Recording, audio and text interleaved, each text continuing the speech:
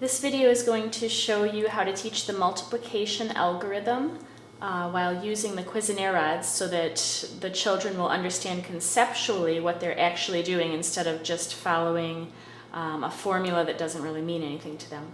So after you have done a lot of problems where you don't actually use the symbols, where you just say, okay, here is 13 on one side and 3 on the other, can you tell me what the whole amount is? After you've done a lot of that, then we can bring in the symbols over here. And so you can put 13 on the top and 3 here and say we're multiplying 13 times 3. So again, 13 is one side of our rectangle and 3 is our other. So the first thing we're going to do is this part right here, which is 3 times 3, and that is 9. So up here we're doing 3 times 3, that's 9. And then we're going to do 3 times 10. And over here this is 3 times 10. And that is 10, 20, 30. So they write a 3 in the tens place because that 3 represents 30. So it's very important that before you actually do this, the children will understand that with a number like 41, the 4 represents 40 or 4 tens, and the 1 represents just one little 1. So place value concepts, very important.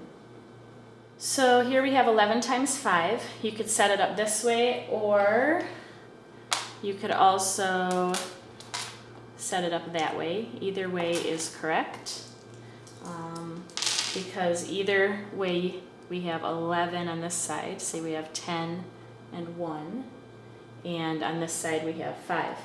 And a lot of times it's helpful to get your little Lego guy and say, if our little Lego guy lays down here, what does he see? He sees 10 and 1 more. He sees 11.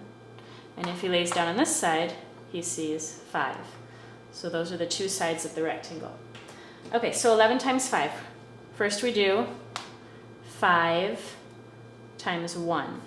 We have 5 there and 1 there. And that is 5. 5 times 1. Then we do 5 times 10. 10 on this side, 5 on that side. This is 5 times 10. Remember, this 1 is not a 1, it's a 110. One of these guys. So 5 times 10. 5 times 10 is 50. And so we put the 5 in the tens place to represent 50, or to represent our 1, 2, 3, 4, 5 tens. So the answer is 55. All right, on to something a little tougher. So we have 14, there's 10 and 4, times 6.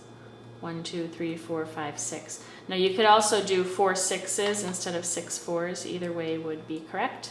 But I think for beginners this is easier to see because you can actually pull this out and say, see, we have 14, 10 and 4.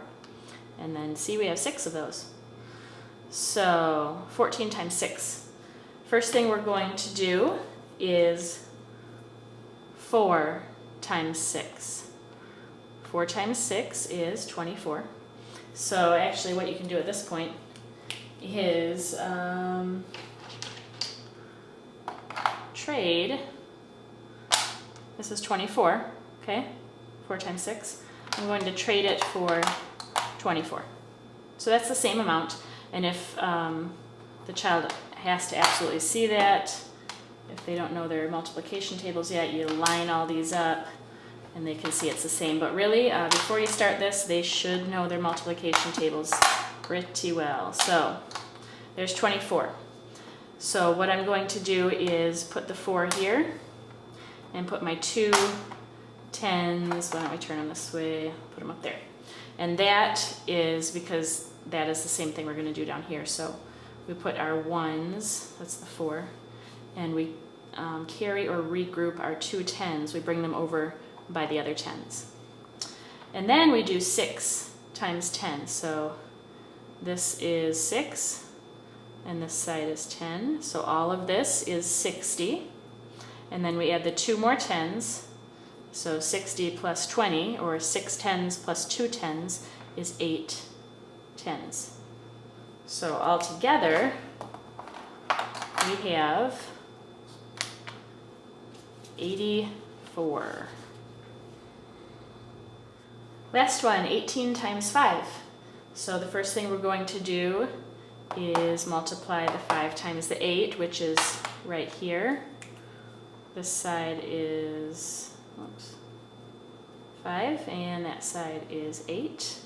And if your child has done the hidden products game, they are used to pulling this up and hiding the product underneath, right? So 8 times 5 is 40.